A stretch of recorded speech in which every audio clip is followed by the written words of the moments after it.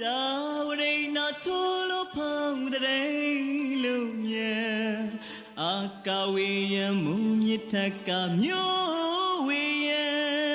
ကုံတော်မနဲ့တိတ်ထိဆောင်ရောက်ရမှာ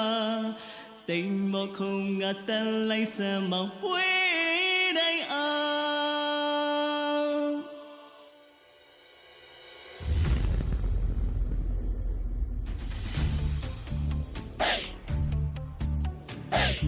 မေမပြောလိုက်နော်မေမပြောလိုက်တော့ခေါင်းဆိုတာထိတ်ကပါပဲတော်တာခိတ်